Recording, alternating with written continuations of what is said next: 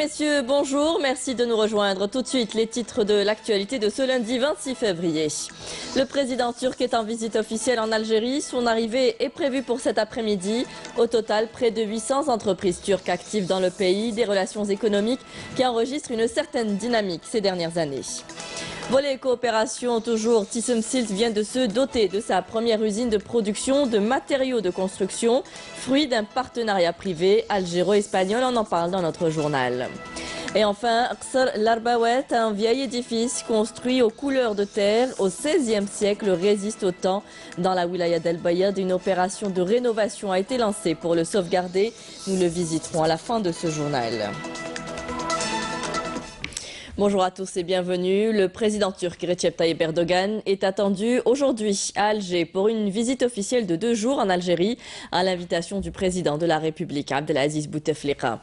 Les entretiens qui se dérouleront entre les deux chefs d'État et les travaux entre les délégations des deux pays permettront à l'Algérie et à la Turquie de partager leurs analyses de la situation régionale et internationale, notamment au Moyen-Orient, au Maghreb et au Sahel, selon le communiqué de la présidence de la République. Les discussions qui auront lieu entre les membres des deux délégations ainsi que le forum d'affaires qui regroupera un grand nombre d'entreprises algériennes et turques permettront de donner un élan accru aux échanges et aux partenariats entre les économies algériennes et turques. Les relations économiques entre l'Algérie et la Turquie, on en parle justement. Elles enregistrent depuis ces dernières années une dynamique particulière à travers des partenariats industriels multisectoriels et un renforcement des échanges commerciaux. Le textile et la sidérurgie représentent les principaux investissements en partenariat. Au total, près de 800 entreprises turques actives dans le pays. Karim Haïfa. Donner un nouvel essor aux relations économiques algéro-turques en identifiant les voies et moyens permettant de les développer davantage, c'est l'objectif de la visite officielle en Algérie du président turc Tayyip Erdogan. Une coopération et un partenariat institués et renforcés notamment lors de la visite en 2005 du président Abdelaziz Bouteflika en Turquie où il présidait un forum d'hommes d'affaires algéro-turcs. L'Algérie qui est devenue par la force des choses le premier partenaire économique de la Turquie en Afrique avec un volume des échanges commerciaux de l'ordre de 3,5 milliards de dollars avec pas moins de 796 entreprises turques installées en Algérie qui ont permis la création de plus de 28 000 emplois. En matière d'investissement enregistré en 2017, la Turquie a occupé la première place des investissements mixtes en termes de nombre et de montant de projets, avec plus de 20 projets d'investissement d'un montant global de plus de 200 milliards de dinars, devant générer près de 6 000 emplois. Force est de constater que la coopération économique algéro-turque se diversifie de plus en plus en vertu d'accords de partenariat avec les secteurs industriels, énergétiques, de transport maritime et du bâtiment dont certains ont été réalisés. À la faveur de la dernière visite du président turc, une nouvelle impulsion a été créée pour les relations bilatérales, notamment dans les domaines du tourisme, de l'agriculture et surtout de l'énergie, avec la signature notamment en 2017 d'un mémorandum d'entente pour la réalisation d'une étude de faisabilité sur un projet d'installation d'une usine de gaz propane en Turquie, un projet qui permettra d'assurer un débouché à long terme au propane algérien. Des relations marquées par une volonté politique commune de renforcement de la coopération bilatérale sur les questions régionales et internationales, notamment les situations de crise et de conflit où la position de l'Algérie a toujours été claire, une position en faveur de la promotion de solutions politiques à ces crises dans le respect de la souveraineté des États. L'Algérie qui montre son entière disponibilité à partager avec le partenaire turc son expérience en matière de déradicalisation et de lutte contre le terrorisme. À la faveur de la visite du président turc en Algérie, une réunion de la commission mixte bilatérale va se tenir pour concrétiser des actions de partenariat et de coopération et donner une impulsion nouvelle aux relations bilatérales, notamment dans les domaines du tourisme, de l'agriculture et des énergies renouvelables. Le Premier ministre Ahmed Yahya a reçu ce lundi à Alger le général-major Djibril Mahmoud Mohamed Rajoub, président du Conseil de la jeunesse et des sports, président de la Fédération palestinienne de football et secrétaire général du comité central du Fatah, porteur d'un message du président Mahmoud Abbas au président de la République Abdelaziz Bouteflika. L'audience s'est déroulée en présence du ministre de la jeunesse et des sports, Al-Hadi Ouldali.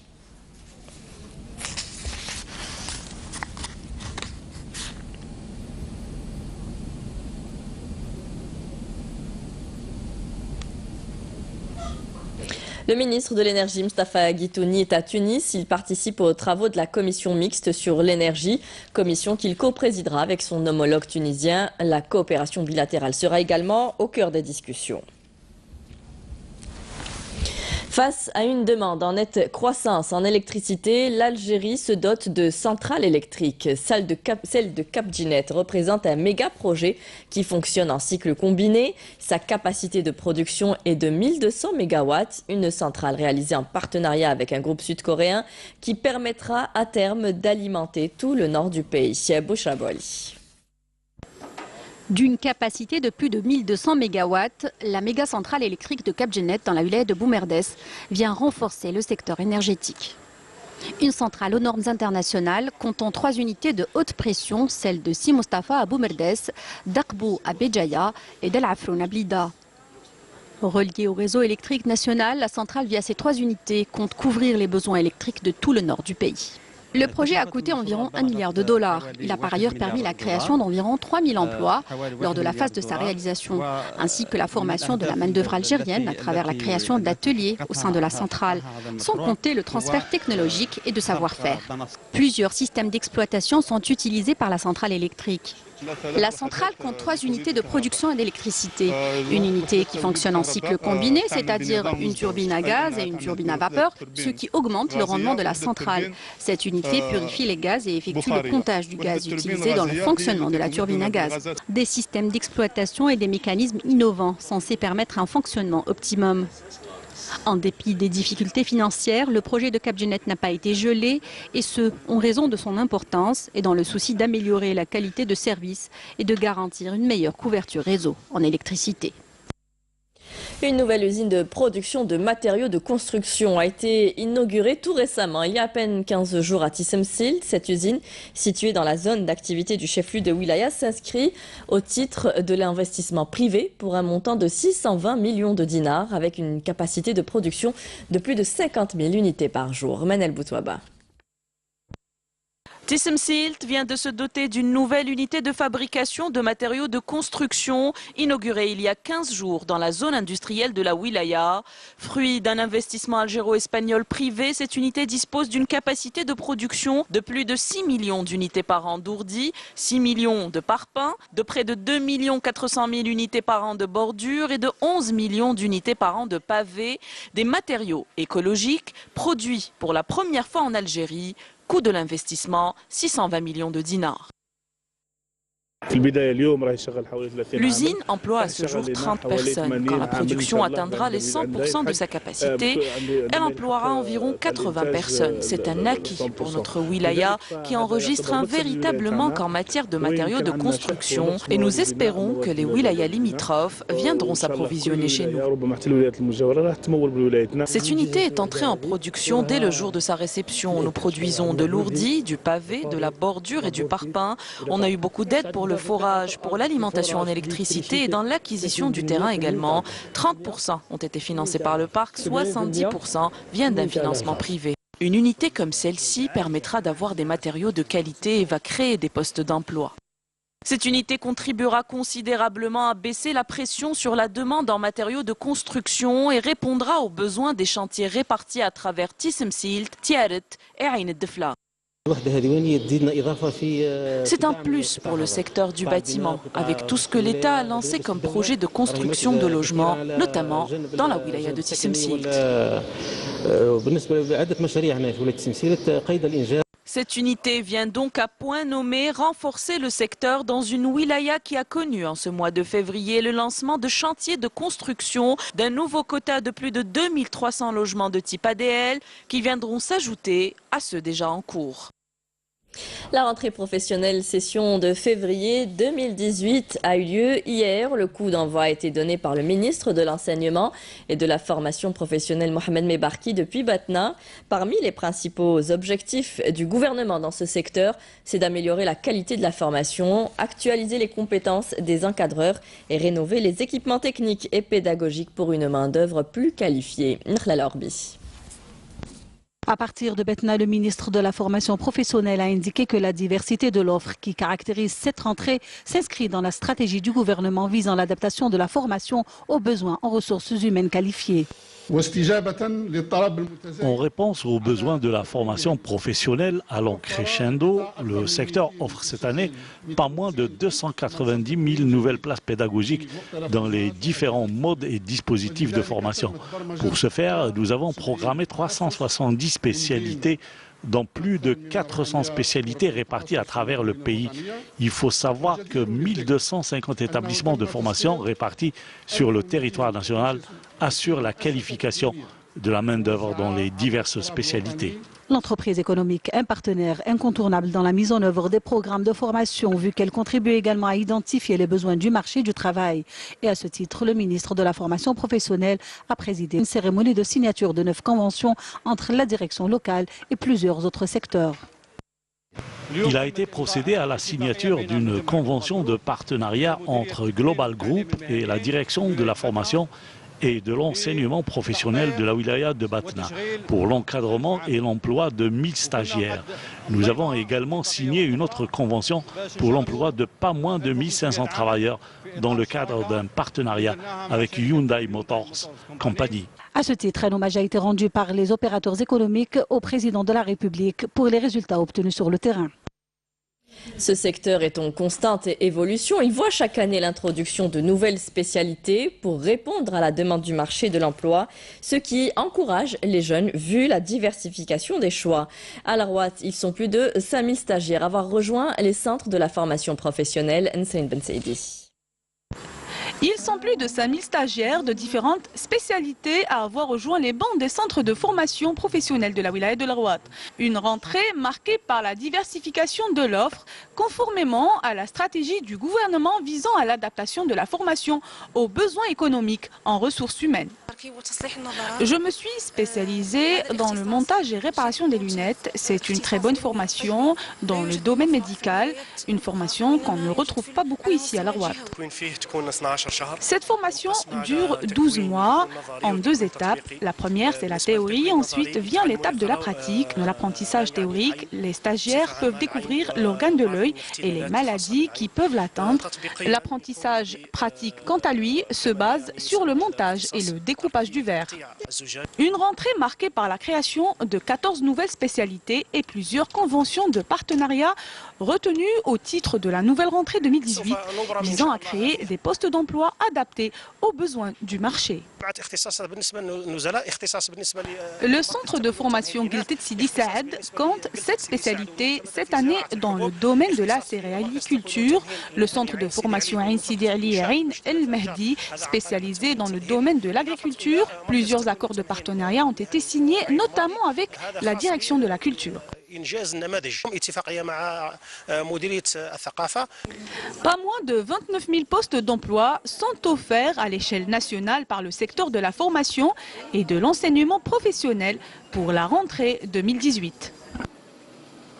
Actualité internationale avec d'abord la question syrienne. Le chef de l'ONU a exigé ce lundi que la résolution adoptée samedi par le Conseil de sécurité sur la Syrie demandant une trêve de 30 jours soit immédiatement appliquée. C'est en bref et résumé par Naïma Haouch. La résolution du Conseil de sécurité appelant à la cessation des hostilités en Syrie a été favorablement accueillie par la communauté internationale qui a appelé au respect du texte qui n'inclut pas les groupes terroristes et pour lesquels le gouvernement syrien se réserve le droit de riposter en cas d'attaque de civils. La situation dans les territoires occupés en proie à des violations flagrantes des forces de l'occupation israélienne et leur tentative de judaïsation d'Al-Quds est alarmante. Le président palestinien Mahmoud Abbas a demandé au Conseil de sécurité la création d'un mécanisme multilatéral pour régler toutes les questions liées au processus de paix au Proche-Orient conformément aux accords d'Oslo.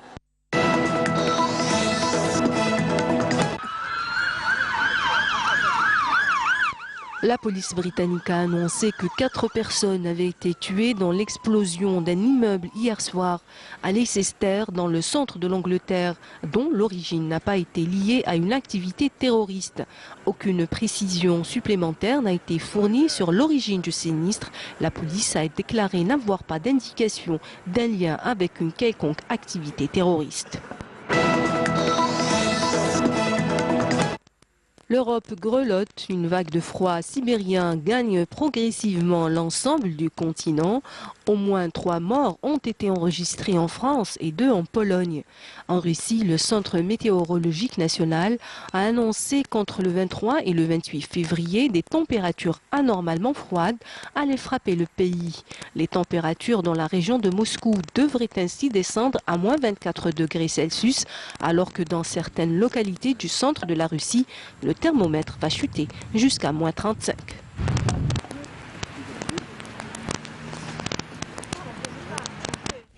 La race célèbre son 42e anniversaire de la proclamation de la République arabe sahraoui démocratique. Les festivités ont commencé hier dans les camps de réfugiés à Smara avec l'organisation d'une conférence internationale sur le thème « La résistance civile pacifique contre l'occupation marocaine ». Hassiba Abdallah. Au camp des réfugiés sahraouis de Smara s'est tenue une conférence internationale de 3 jours regroupant des délégations étrangères et arabes.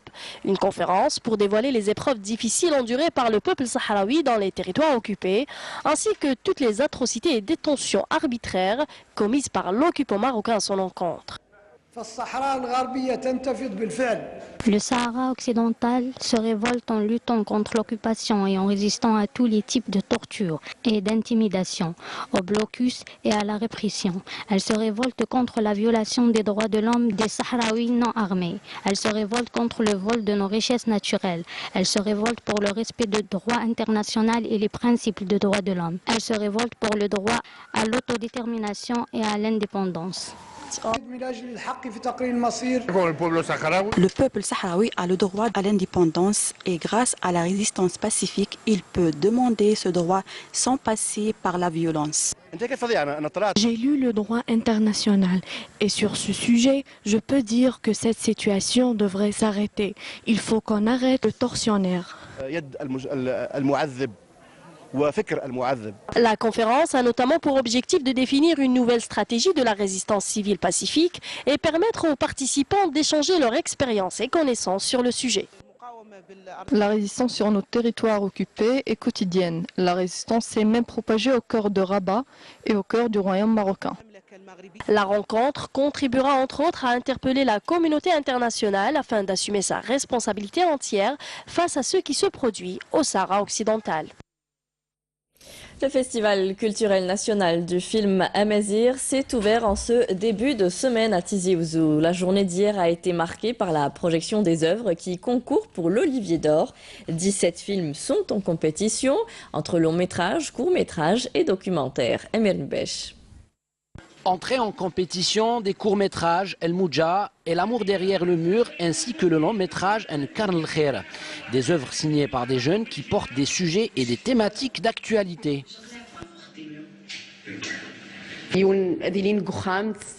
Aujourd'hui, les personnes communiquent au sein de la même famille, voire dans la même maison avec les réseaux sociaux tels que Messenger et Viber. C'est un phénomène que j'ai tenu à traiter dans mon court-métrage. Le Festival national du film Amazir draine d'année en année de plus en plus de public, notamment celui des jeunes qui ne demandent qu'à découvrir le monde du cinéma. Cet événement culturel doit être reconduit durant toute l'année, à travers la création de ciné-clubs, l'ouverture de salles de cinéma. Tout ça, c'est important pour former un public cinéphile. Un événement qui a son importance dans le paysage culturel, surtout quand il s'agit de promouvoir notre culture ancestrale. Ce festival participe significativement à la promotion de notre culture et particulièrement de notre langue amazigh, car le cinéma est un art populaire majeur. Aujourd'hui, le public de Tizi Ouzou a rendez-vous avec d'autres nouvelles œuvres cinématographiques d'expression amazigh à la Maison de la Culture de Mouloud Mamri. En son 29e anniversaire de disparition, une journée de commémoration et de transmission de son inestimable héritage. On vous emmène dans la wilaya d'Al-Bayad à moins 3 degrés pour découvrir un de ses plus vieux qsar, celui de la commune de l'Arbawet. Sa construction remonte au XVIe siècle et bénéficie actuellement d'une opération de restauration. Sihem Kenouch.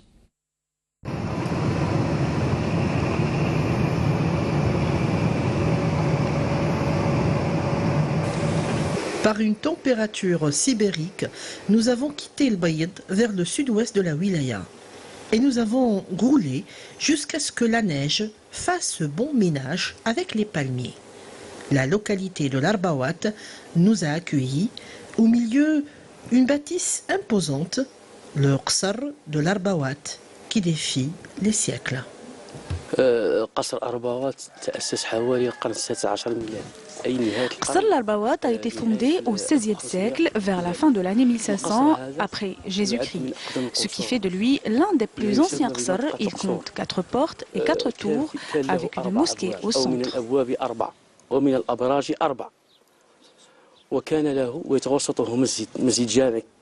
Il fut un temps où les pèlerins venus de l'ouest et du sud-ouest se rassemblaient ici pour prendre la route des lieux saints de l'islam. La mosquée est toujours debout. La restauration est en bonne voie et elle compte surtout sur de la bonne volonté. Nous insistons sur notre grand intérêt pour cet ouvrage historique d'une valeur inestimable. Ce lieu accueille chaque année des centaines de touristes venus des 4 coins du pays et du monde. L'Arbawat, l'enchanteresse, un qasr au cœur de l'Atlas saharien, au carrefour des nostalgiques, qui attend inlassablement ses visiteurs. Et c'est la fin de ce journal. Merci à vous tous de nous avoir suivis. Tout de suite, vous retrouverez Mina Abed pour les prévisions météo. Quant à moi, je vous retrouve demain à midi. Merci à tous pour votre suivi. Au revoir et bonne journée.